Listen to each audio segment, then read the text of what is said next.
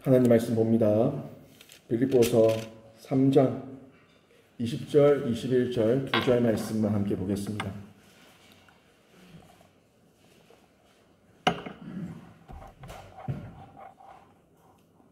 빌립보서 3장 20절, 21절 두 절만 합독해서 함께 보겠습니다. 같이 읽습니다. 시작. 그러나 우리의 시민권은 하늘에 있는지라 거기로부터 구원하는 자 곧 주 예수 그리스도를 기다리노니 그는 만물에 자기에게 복종하게 하실 수 있는 자의 역사로 우리의 낮은 몸을 자기 영광의 몸의 형체와 같이 변하게 하시리라. 아멘. 이 자리 나와 예배한 우리 모든 성도님 한 분 한 분이 성도의 산 소망 발견하시고 그 소망 붙들고 이기는 신자 되시길 주님의 이름으로 축원합니다. 세상은 굉장히 다양합니다. 사람도 다양하고 문화도 다양하고 사람들이 살아가는 라이프 스타일도 다 다양하고 너무너무 다양합니다.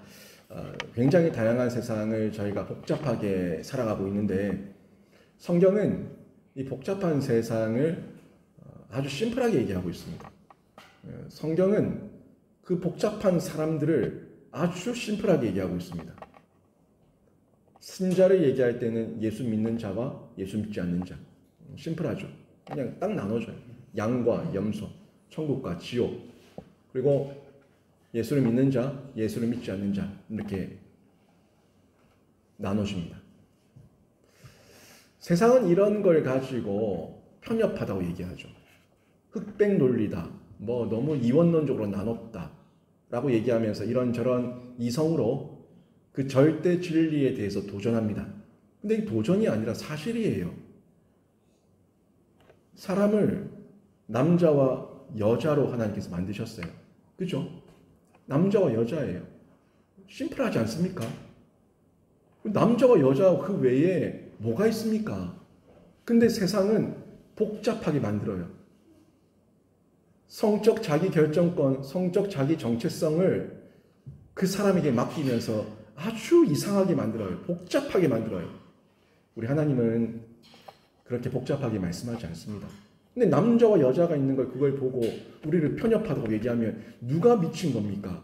남자를 남자라 얘기하고 여자를 여자라 얘기하는 우리가 미친 겁니까? 아니면 남자는 남자가 아니고 여자는 여자가 아니고 아직 알 수가 없고 좀 살아봐야 되고 그건 자기가 결정하는 거고 라고 얘기하는 이 사람이 미친 겁니까? 누가 미친 거예요? 세상이 미쳐 돌아가고 있어요. 진리는 심플하고 진리는 단순합니다. 아주 단순한데 이 단순한 진리를 포스트 모더니즘이라고 얘기하며 모든 걸 상대화시켜서 거부한다고요. 절대적인 것 없다. 모든 것은 변한다 라고 얘기하는데 안 변합니다. 인류가 있는 중에 남자는 남자로 태어나고 여자는 여자로 태어납니다. 이건 변하지 않습니다. 해는 해고 달은 달입니다. 밤은 밤이고 낮은 낮입니다. 이건 변하지 않습니다. 하나님께서 만드신 창조의 질서고 자연의 질서예요. 순리예요. 하나님이 만드신 순리는 바뀌지 않습니다.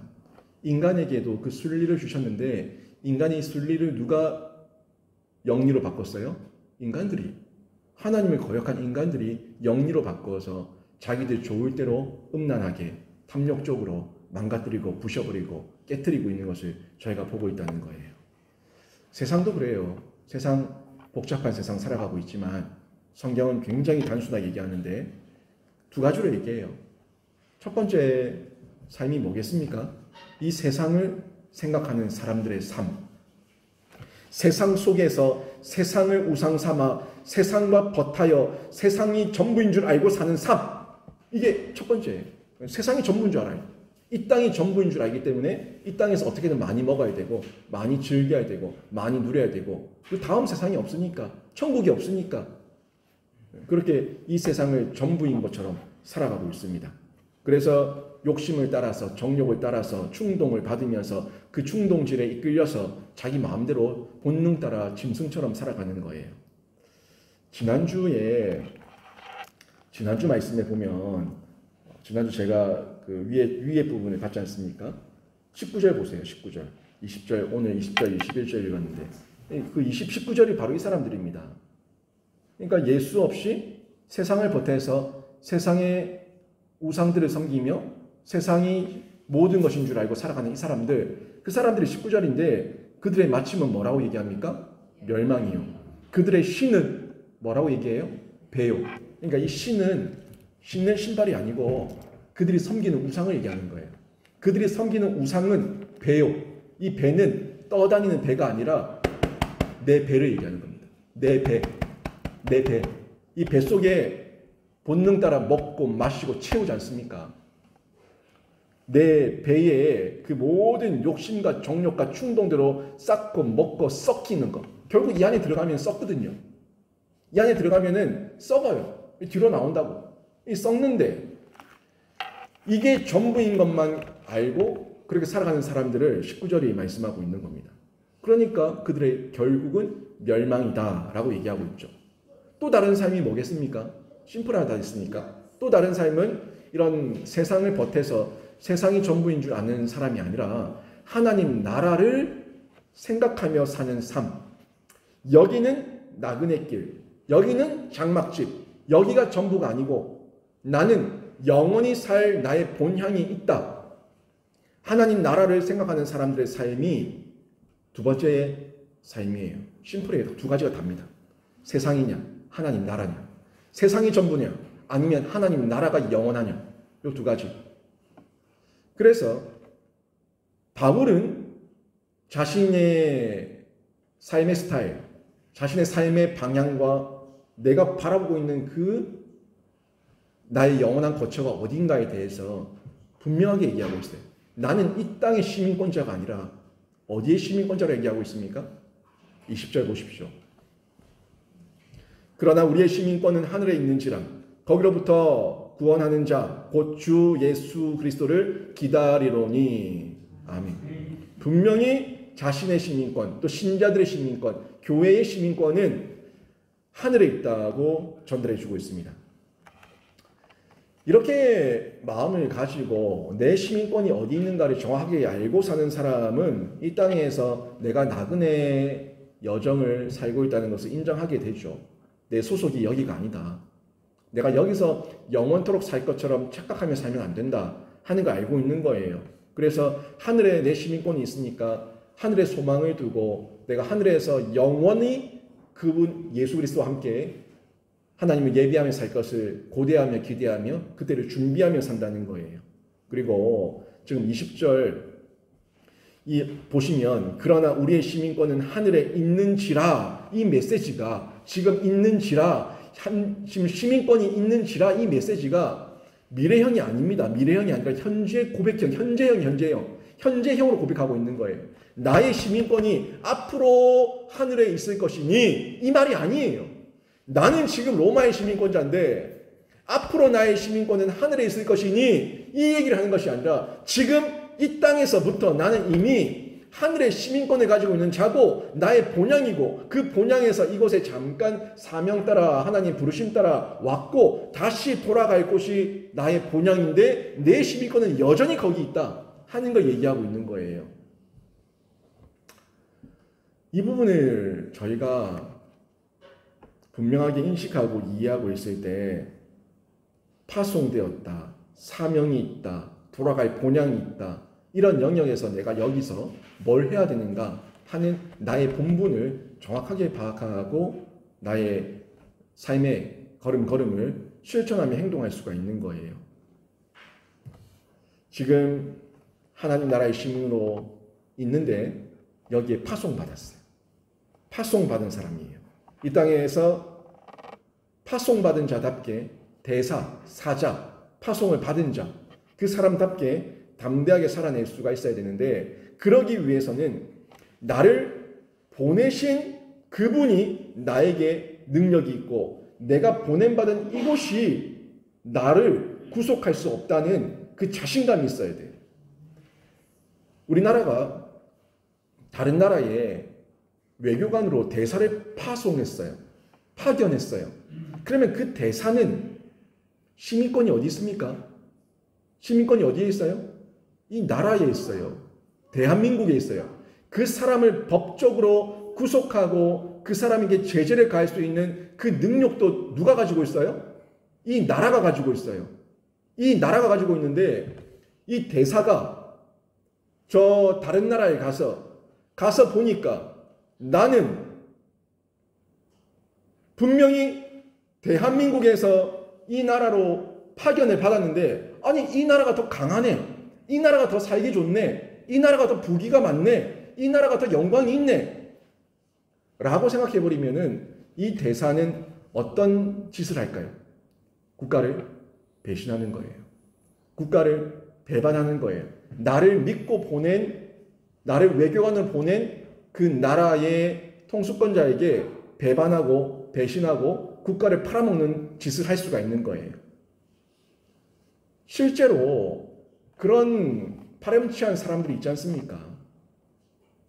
우리가 이 땅을 살고 있으면서 분명히 하나님 나라의 백성이고 나는 이곳에 보냄받은 사명자고 이 땅에 파견받은 사람이라는 걸 인정하고 있을 때에 정체성을 잃지 않고 이 나라, 이 땅, 이 세상 나라의 화려함에 속지 않고 미혹되지 않고 끝까지 나를 보내신 분에게 충성하면서 자신의 사명을 감당할 수가 있는 거예요. 그리고 나를 구속하고 나에게 상과 벌을 줄 수 있는 그분도 내 나라, 내 본나라, 그 나라의 왕이신 그 하나님께서 가지고 있다는 것을 인정해야지만 이 땅에서 담력 있게 내 사명을 감당하는 거예요. 아니 그렇지 않으면은 어떻게 이 땅에서 그 사명을 감당할 수가 있겠습니까? 이 땅이 나를 구속할 것 같고 이 땅이 나를 죽일 것 같고 이 땅을 떠나면 나는 영원히 무너질 것 같다면 결국 그러면은 배신하지 않겠습니까? 나의 생사를 주관하는 이 주권을 누가 가지고 있는가? 하나님께서 가지고 있다는 것을 담대하게 믿고 선언할 수 있을 때 그 땅에서 사명도 충성되게 감당하며 하나님 앞에 나갈 수가 있는 거예요. 모든 사람이 다 잘 살고 싶어 합니다. 다 잘 살고 싶어 하는데 그런데 잘 사는 방법을 모르니까 문제인 거예요. 잘 사는 방법은 결국 우리 삶의 과정으로 드러나는데 그 과정이 열매고 그리고 결과가 됩니다. 내가 이 땅에서 나를 보내신 분의 그 명령과 사명을 분명하게 알고 그 과정을 충성되게 살면은 열매도 결과도 풍성하고 또 분명히 하나님 앞에 칭찬과 상을 받을 수가 있습니다. 그런데 많은 사람이 이 과정 중에 자신의 가치관, 세상의 가치관으로 바뀌어버리고 자신의 가치관이 미혹과 유혹과 속임을 당해서 세상의 것으로 얼룩져 버리니까 거기서 속는 거예요. 분명히 나를 보내신 그분이 어떤 분인지 아는데 떠나 있다 보니까 잊어버리고 그분의 메시지와 명령을 늘 되새기며 확인해야 되는데 그것을 등한시하다 보니까 세상의 소리가 내 귀에 너무 많이 들어와 버려서 그리고 보는 거예요. 주변을 보는 거예요. 주변을 보니까 나만 가난한 것 같아요. 나만 비통한 것 같아요. 나만 소외된 것 같아요. 나만 실패한 것 같아요. 나만 억울한 것 같아요. 나만 없는 것 같아요. 나만 지질이 복 없이 고생하며 사는 것 같아요. 그러니까 이 비교의식이 들어왔을 때 나를 저주하게 되고 나를 보내신 분을 의심하게 되고 무너지는 거죠. 나를 보내신 분이 어떤 분이고 내가 돌아가면 어떤 대접과 상급을 받을지에 대해서 분명히 믿고 있다면 이 땅은 잠시 있을 곳인데 왜 여기 있는 사람들의 소리에 귀가 커져가지고 속냐는 거예요. 잠시 있다 갈 건데 여러분이 여행을 가서 그 여행지에서 그 사람들이 이러쿵저러쿵 얘기하는 소리에 귀 기울입니까?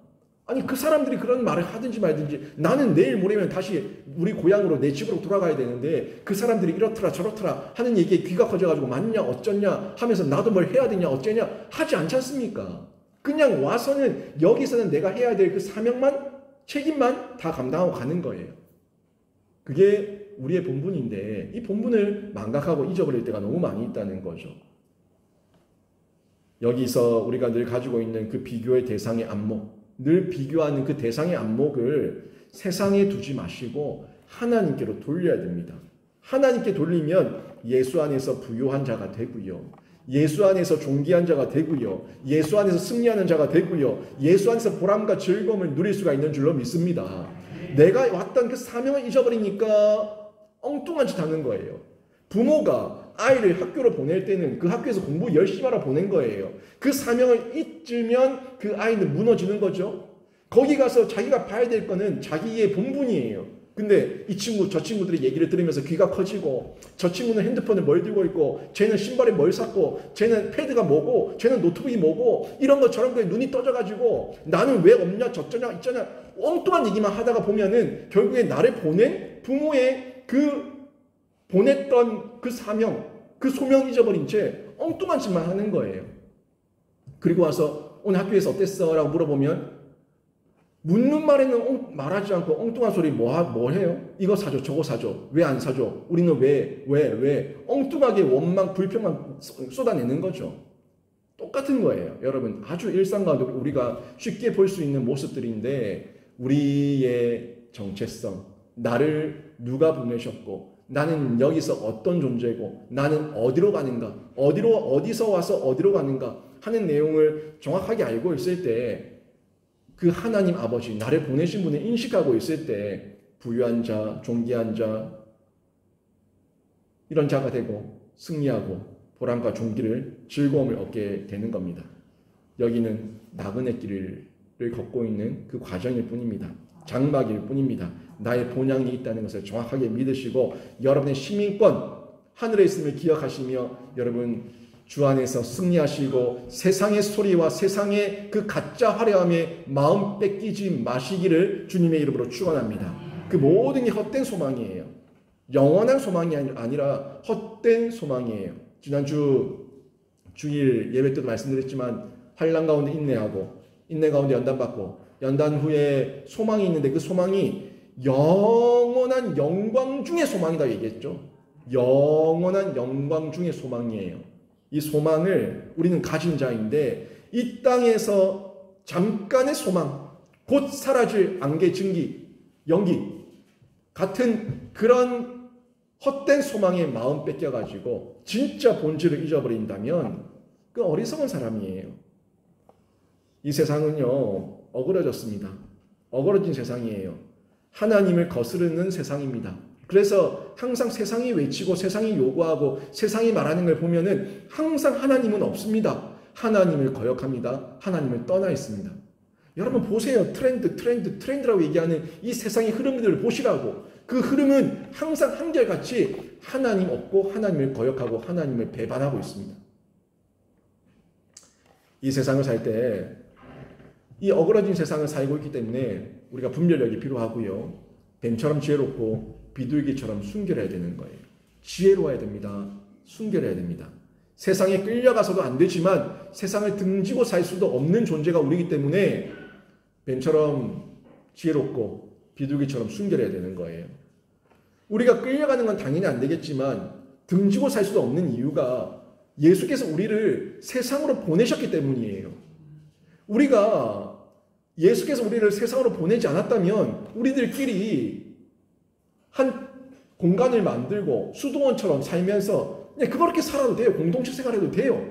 하지만 예수께서는 우리를 세상에 보내셨다고요. 그러니까 우리가 세상에 끌려가도 안 되지만 세상을 등지고 살 수도 없다고요. 그렇다면 세상을 등지고 살 수 없는데 우리가 어떻게 해야 되겠습니까? 세상의 빛과 소금으로 보내셨으니까 세상을 살 때 세상 속 안에서 세상 안에서 구별됨을 지키고 정결함과 성결함과 거룩함을 지키면서 구별된 빛과 맛을 드러내며 살아야 되니까 더 지혜와 분별력이 필요한 거죠. 이걸 늘 하나님 앞에 구하면서 유지하고 보강하고 견고하게 나가야 되는데 여러 성도의 아픔과 갈등을 보면은 다 여기서 무너져서 아파하고 갈등합니다. 많은 경우 예수 잘 믿겠다고 헌신한 분들, 정말 예수 잘 믿겠다고 헌신하고 예수님만 위해서 예수를 위해서 사는 사람들의 아픔은요 그렇게 드물어요. 드문데 대부분 예수 잘 믿겠다고 했던 사람들 가운데 아픔이 생기고 어려움이 생기는 걸 보면은 흔히들 보면은 예수님을 위해서 고난받는 부분보다 내 욕심과 내 자신과 내 가족의 탐욕 때문에 문제가 생기고 어려움이 생겨서 고난받는 분들이 훨씬 많습니다. 지금 특히나 대한민국 같은 경우는 예수 믿는다는 이유 때문에 우리가 육체적인 고통을 당하고 박해를 당하고 묶임을 당한다는 거, 이거는 사실 상상하기 어려운 곳이죠. 그러면 우리가 흔히 당하고 있는 고난, 당하고 있는 고통과 어려움들은 어디서 원인이었습니까? 많은 경우가 그렇다는 거예요. 많은 경우가 내 자신과 가족의 탐욕으로 인해서 내가 욕심 부리다가 문제가 생기고 갈등이 생겨서 어려워할 때가 많이 있다는 겁니다. 자신의 감정을 통제하지 못해서 아파하고 갈등하고, 자신의 그 욕심을 통제하지 못해서 문제를 일으켜서 어려움을 당하고, 이런저런 내용들이 많이 있는데 왜 그렇습니까? 왜 그렇게 예수 잘 믿겠다고 헌신했다고 그렇게 고백한 사람인데, 그렇게 말했던 신자인데도 불구하고 왜 이런 어려움을 당하겠습니까? 처음부터 그랬던 것이 아니라 세상에 나가서 그 마음을 지키지 못해서 그런 거예요. 아예 그냥 세상 사람들이면은 그런 고통을 당하는 거를 자기들이 알아서 하게 내버려 두고, 제가 말하는 건 우리 신자를 얘기하는 거예요. 교회를 나오고 예수를 믿겠다고 말하고 하나님 잘 믿고 싶다고 얘기하는데 왜 자꾸 문제가 생기냐는 거죠. 세상이 어그러져 있는데 그 어그러진 세상 속에 들어가서 이 어그러진 세상을 잘 이해하고 우리가 뱀처럼 지혜롭고 비둘기처럼 순결하게 살아야 되는데 그렇지 못한다는 거예요. 도리어 이 어그러진 세상에 순응하면서, 이 어그러진 세상을 내가 받아들이면서 살다 보니까 문제가 자꾸 생긴다는 겁니다. 이 모습은 성경에도 그대로 드러납니다. 그 대표적인 민족이 이스라엘 민족 아닙니까? 이스라엘 민족은 하나님을 알아요. 하나님을 믿어요. 자신의 역사 가운데 하나님을 빼고는 얘기할 수가 없어요. 그런데도 그 사람들은 왜 그렇게 고생, 역경, 그 어려움의 연속을 당합니까? 하나님께서 물론 그들을 사랑하셔서 연단시키는 과정도 있지만 그 연단을 자초하고 문제를 만든 거는 자기들이에요. 자기들이 늘 세상의 소리 가운데 귀가 커지고 세상 방법대로 세상에 순응하며 살아가다 보니까 하나님의 구별됨을 지키지 못해서, 거룩한 백성의 구별됨을 드러내지 못해서 늘 아파하고 힘들어하고 포로가 되고 고난과 역경을 당하며 살아가고 있는 거 아닙니까? 하나님은 변함이 없었습니다. 하나님은 늘 그 자리에 있었고 하나님의 말씀도 변함이 없었습니다. 변한 거는 이스라엘 민족이었고 지금 이 시대를 사는 우리들이에요. 우리가 변했고 우리가 못났고 우리가 어그러지고 우리가 하나님 소리보다 세상 소리에 귀가 커져서 세상의 마음이 뺏겨서 결국 무너지고 아파하고 갈등하며 문제를 만들고 있는 거예요. 이걸 깨달으면은 하나님께 회개하고 뉘우쳐서 돌이키고 돌아오게 되는데, 인정하게 되고 이걸 하나님 앞에 다 내어놓고 회개하게 되는데, 깨닫지 못하면 늘 남 탓하는 거예요.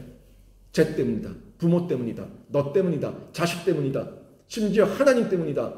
내가 교회만 안 갔어도, 하나님 안 믿었어도 라고 얘기하면 그 모든 것을 남 탓으로 떠넘기면서 자기 자신을 불쌍한 인생으로 몰아간다는 거예요. 로마서 12장 2절에도 이런 말씀이 분명히 나옵니다. 너희는 이 세대를 본받지 말고 오직 마음을 새롭게 함으로 변화를 받아 하나님의 선하시고 기뻐하시고 온전하신 뜻이 무엇인지 분별하도록 하라. 아멘. 분명히 말씀하죠. 이 세대를 본받지 말고 오직 마음을 새롭게 함으로 변화를 받아. 마음을 주 안에서, 말씀 안에서, 성경과 성령 안에서 새롭게 해서 변화를 받으면 하나님의 선하시고 기뻐하시고 온전하신 뜻이 뭔지 분별할 수 있다는 거예요. 우리 자녀들이 다시 기억해야 될 말씀입니다. 이 어그러진 세대를 본받지 말고 오직 마음을 새롭게 함으로 성화의 거룩한 변화를 이어가야 한다는 거예요. 아파하고 슬퍼할 때 꼭 한번 확인해 보세요. 이 아픔과 슬픔과 결과는 어떤 삶의 과정을 거쳐서 나타난 건지 한번 물어보시고 확인해 보십시오. 정말 냉정하게 내가 지금 아픈 이 아픔, 내가 지금 당하고 있는 이 슬픔, 내가 지금 어려워하고 있는 이 모든 육체적, 경제적 모든 상황과 여건과 환경, 이게 내 삶의 과정 가운데 예수님을 위해서 예수 잘 믿겠다고 하다가 나에게 주어진 건지, 아니면 내가 욕심과 탐욕 부리며 하나님의 백성인데도 불구하고 세상의 마음이 뺏겨서 세상 속에 순응하며 살다가 이런 상황이 나타나는지 한번 확인해 보라는 거예요. 세상인지, 내가 세상의 마음을 두고 살았는지, 하나님 나라의 마음을 두고 살았는지 확인해 보면 그 결과가 우리에게 보여집니다. 그리고 그 결과가 인간이 인간으로서 깨닫고 인간이 인간으로서만 알면은 끝이에요. 희망이 없어요. 소망이 없어요. 그래서 그 끝을 발견한 그 사람들이, 인간으로서 발견한 그 사람들이 자살하는 거예요. 희망이 없으니까, 소망이 없으니까, 답이 없으니까. 근데 내가 탐욕 부리고 내가 욕심 부리고 내가 세상 가운데 속고 미혹당하고 넘어져서 어려움을 당해서 맞아요. 내 잘못이야. 내 잘못인데 인간의 끝, 나의 막장, 여기서 다시금 예수를 만나고 예수 안에서 중생하면 그 새로운 생명력을 통해서 거듭남과 회심과 그 은혜를 통해서 새로운 역전의 새로운 역사는 시작되는 줄로 믿습니다. 내가 못한다는 걸 깨달았을 때, 내가 문제라는 걸 깨달았을 때, 내가 내 탐욕대로 살다가 이 결과, 이 사단이 났다는 걸 깨달았을 때 인간으로서 멈춰 계시지 마시고, 나는 내 인간의 끝은 여기지만 지금 내가 다시 예수를 만나 예수 안에서 중생하고 거듭나고 새로 나서 예수 안에서 생명을 얻고 다시 시작하면 내 인생의 역사는 끝이지만 하나님의 반전의 역사는 이제 시작이구나 하는 걸 깨닫고 주 안에서 일어날 수가 있는 겁니다. 바울이 자신의 교만과 자신의 율법주의적인 그 모습들, 바리새인적인 그 삶의 자만과 교만과 거드름 떨던 모습들, 교회를 핍박하며 성도들을 잡아오게 가두며 그렇게 못되고 악랄하게 살았던 자신을 발견했을 때 얼마나 괴로웠겠습니까? 얼마나 인간의 끝이죠. 인간의 끝. 내가 이럴 수가 있냐? 내 동족에게, 내 민족에게 내가 이럴 수가 있냐? 그 인간의 끝이죠. 죽고 싶었을 거예요. 정말 죽고 싶었을 거예요. 근데 거기서 한 걸음 더 나아가서 예수의 손을 잡으면 나로서는 끝이지만 예수께서는 이제 시작인 거예요. 하나님께서 바울을 그렇게 바꿔놓으셨습니다. 바꿔놓으시고 세상을 두려워하지 않고 민족을 두려워하지 않고 자신의 모든 과거의 그 이력들을 배설물처럼 여기며 이제는 오직 예수와 십자가만 자랑하며 복음을 전하는 복음의 사도로, 이방의 사도로 변화시켜 주셨습니다. 이게 주 안에서 중생했을 때 나타나는 결과인데, 여러분의 삶 가운데 어떤 과거가 있든 어떤 과오가 있든 그 과거의 과오 모든 것을 이제는 주 안에서 털어내시고 주님과 함께하는 중에 이제 새롭게 시작하시고 나의 시민권 하늘에 있음을 고백하며 그 시민권을 가진 자답게 담력 있게 담대하게 복음과 십자가 들고 살아내는 신자 되시길 주님의 이름으로 축원합니다. 집 떠나면 고생이다라는 말이 있어요. 이 말은 우리 인생에 그대로 적용이 됩니다. 저도 여행 간다고 집 떠나서 고생한 적이 많이 있는데 갈 때는 들뜬 마음으로 나가죠. 근데 얼마 되지 않아서 내 집이 그립고 빨리 집에 가고 싶은 마음이 들 때가 많이 있습니다. 그리고 지금 이 여행의 여정이 힘들어도 집으로 돌아갈 소망이 있기 때문에 남은 여정도 참고 견디면서 또 이길 수가 있어요. 그런데 우리는 여행 정도가 아닙니다. 여행 정도가 아니라 하나님의 사명을 가지고 이 땅에 태어났기 때문에 그 사명을 감당하기 위해서 끝까지 충성되고 또 부끄럽지 않게 살아내야 되는 과제와 또 사명이 있다는 거예요. 물론 육신의 연약함을 가지고 있기 때문에 원죄의 죄성이 남아있어서 늘 유혹과 갈등이 있습니다. 하지만 예수 안에 있으면 반드시 이기기 때문에 성경과 성령으로 우리의 심령과 마음을 견고하게 하면서 유혹과 미혹과 속임과 강압 모든 것을 이기면서 한 걸음 한 걸음 걸어 나가는 거죠. 세상은 허무한 헛된 소망을 가지고 로또를 꿈꾸며 살아가지만 우리는 확실한 산 소망을 가지고 살아갑니다. 집단하면 고생이다. 집단하면 고생이다.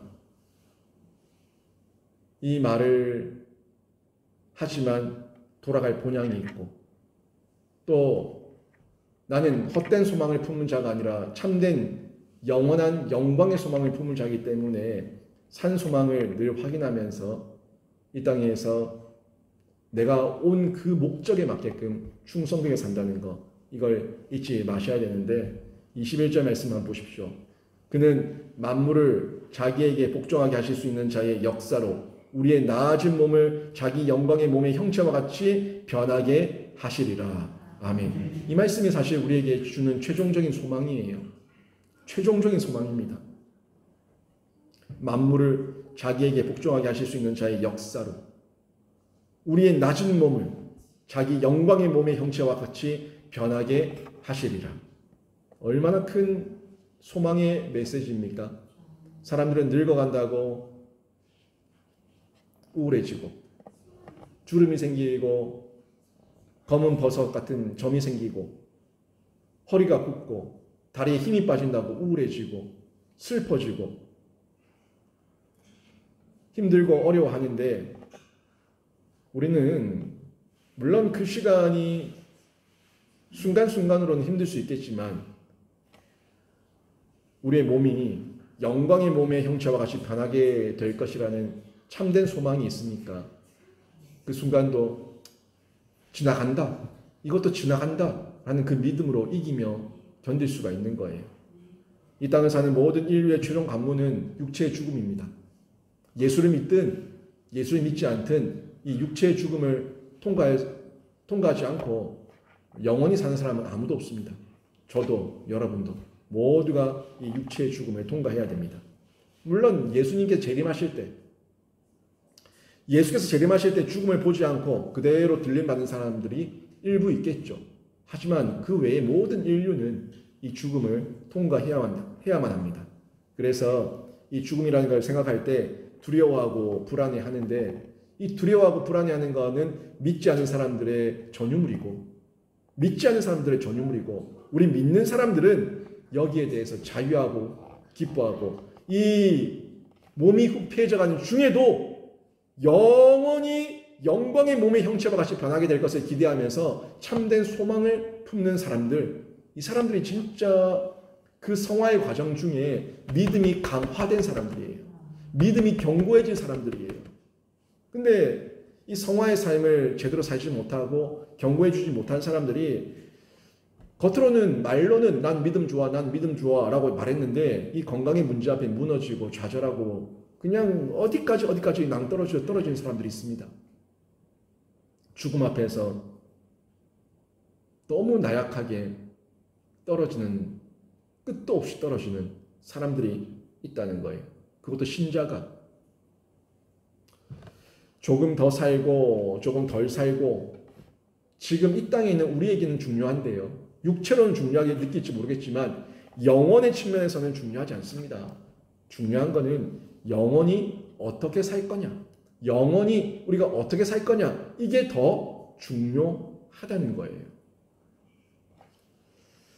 어릴 때 니 몇 살이고 내보다 어린 게, 이렇게 얘기하면서 1살, 2살 가지고 서로 간에 순위 정하고 아래 위 정하고 서열 정하고 그러면서 하던 10대 때가 있지 않습니까? 형이라고 해라, 오빠라고 해라, 누나라고 해라, 언니라고 해라, 내가 니보다 나이 많다, 어디 반말하노? 이러면서 참 어릴 때 1살, 2살 차이 가지고 네가 먼저다, 내가 먼저다 라고 얘기하는 사람들이 참 많은데, 늙으면 어때요? 똑같아요. 다 똑같아요. 1년 더 태어나면, 2년 더 일찍 태어나면 뭐 할 겁니까? 5년, 10년 더 일찍 태어나면 뭐 할 겁니까? 나이 들면 다 똑같아요. 아무 의미 없어요. 그걸 얘기하는 거예요. 이 땅에서 그래요, 조금 더 살았어요. 70년 살았어요. 어떤 사람 90년 살았어요. 어떤 사람 100년 살았어요. 어떤 사람 120년 살았어요. 그래서 뭐 어쩔 겁니까? 영원이라고 하는 그 측면에서 봤을 때 우리가 70년, 80년 인생 보고 1살, 2살 먼저 태어났다고 그거 가지고 키높이 재고 있던 그때와처럼 아무 의미 없는 싸움 아닙니까? 아무 의미 없는 우리들끼리의 아웅다웅 아니에요? 영원이라는 시간 속에서 봤을 때 여기서 조금 더 살고 덜 살고 1년 더 살고 2년 더 살고 이게 무슨 의미가 있냐는 거예요. 영원이라고 하는 그 시간 속에서 하나님의 그 영원이라고 하는 이로 말할 수 없는 무한대의 그 공간 안에서 봤을 때 이게 무슨 의미가 있냐는 거예요. 문제는 뭐예요? 내가 그 영원 속에 갔을 때 영벌의 상태로 살 것이냐 아니면 영생 복락의 상태로 살 것이냐 이게 핵심 아니에요? 영원이라는 시간 속에서 지옥에서 살 것이냐 아니면 천국에서 살 것이냐 영벌 받으며 고통 가운데 살 것이냐 아니면 영생 복락을 누리며 하나님의 영광 중에 살 것이냐 그게 중요한 거예요. 이 땅에서 10년 더 살았다. 그래요. 암 걸리고 죽을 병에 걸렸다가 10년 더 살아서 나음 입어서 10년 더 살았어요. 나음을 위해서 입어서 20년 더 살았어요. 그래서 어쩔 거냐고요. 그 사는 중에 죄를 더 쌓고 그 사는 중에 더 교만하고 더 자만하고 하나님 떠난다면 안산만도 못하죠. 중요한 건 뭡니까? 우리가 앞으로 그 영원을 어떻게 맞이할 것인가 여기에 집중해야 되는데 오늘 말씀 뒷부분에 우리의 낮은 몸을 자기 영광의 몸의 형체와 같이 변하게 하시리라. 이 말씀을 온전하게 믿고 있을 때 이 영광의 몸의 형체가 저이기를 원합니다. 이 영광의 몸의 형체가 저에게도 임하는 그 하나님의 영생 복락의 복이기를 원하오니 하나님 이 땅 가운데서 충성되게 살게 해주시옵소서. 비록 이 땅 집 떠나서 고생이고 집 떠나서 힘들고 집 떠나서 어렵고 집 떠나서 피곤한 건 맞지만 내 안에 이 소망을 가지고 또 이길 수 있도록 하나님 힘을 주시고 능력 주시고 은혜를 더해 주시옵소서. 기도하는 신자 되시길 바랍니다. 대통령이 돼도 이 땅을 사는 중에는 힘들고요. 아무리 많은 재벌 수백억, 수천억, 수조억을 가지고 있어도 이 땅을 사는 중에는 다 힘듭니다. 심지어는 먹는 것도 힘들고 씻는 것도 힘들고 매일같이 먹고 싸는 것도 힘들고 모든 게 귀차니즘에 빠져버리면 다 힘들어요. 자기 감정 때문에 힘들고 자기 욕심 때문에 힘들고 주변 사람 때문에 힘들고 다 힘들어요. 안 힘든 사람 없어요. 그래서 집 떠나서 고생이지만 비록 집 떠나서 고생하고 있어도 소망이 승하고 우리의 마지막의 모습을 고대하며 기대하며 바라볼 수 있다면 그래도 이 남은 여정을 힘있게 용기있게 소망 중에 이겨내고 승리해서 충성되다고 잘하였다 착하고 충성된 종아 라는 칭찬을 받게 될 줄로 믿습니다. 육체의 죽음 앞에서 여러분 강하고 담대하시기를 바랍니다. 신자는 세상 사람의 사는 방식과 구별되어야 합니다. 더 큰 집, 더 많은 돈, 더 높은 자리, 더 많은 인기와 권력 그 자체는 나쁜 건 아닌데 그 자체는 나쁜 거 아니에요. 하나님보다 우선이 되어서 그것을 소망으로 삼는다면 잘못했어요. 더 큰 집, 더 많은 돈, 더 높은 자리, 더 높은 인기와 권력 하나님보다 더 그걸 받기를 원하고 그게 나의 이 땅의 소망입니다 라고 얘기한다면 이미 이 땅을 사는 과정이 잘못됐기 때문에 그 결과는 멸망입니다. 그 결과는 하나님 앞에서의 책망밖에 없는 거예요. 이런 잘못된 소망으로 잘못된 헛된 소망으로 살지 않기 위해서 우리는 늘 하나님의 뜻을 발견하고 하나님께 묻고 하나님께 기도해야 되는데 이걸 발견해서 사명을 찾을 사람들 이 사람들의 비전과 열정과 끈기가 복되게 쓰임받고 하나님께 칭찬을 받고 열매가 되는 겁니다. 이 세상의 복 많이 받으십시오. 많이 받으시되 하나님 나라를 위해서 선용하시기를 바랍니다. 여러분 자녀들을 위해서도 기도하십시오. 가정의 달 여러분 자녀들 모두가 복 많이 받기를 바랍니다.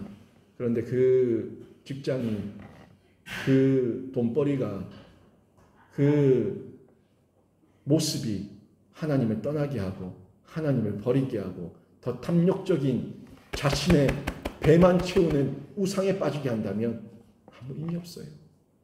죄만 쌓을 뿐입니다. 이것이 틀렸다는 걸 우리가 알려줘야 되고 가르쳐줘야 되고 또 참된 복음으로 참 소망이 뭔지 우리의 일상을 통해서 끊임없이 보여줘야 되는데 참된 소망을 가진 신자만이 그 소망을 보여주고 전달해 줄 수가 있습니다. 바울이 그런 참된 소망을 가지고 평생에 복음을 전했던 것처럼 여러분 모두가 그 소망 가지고 여러분 사는 중에 계속 복음 전하시고 여러분도 더 성숙하시고 또 복음을 들었던 그 모든 여러분 가족들과 주변 이웃들이 주께로 돌아오는 역사가 있기를 주님의 이름으로 축원합니다. 아멘.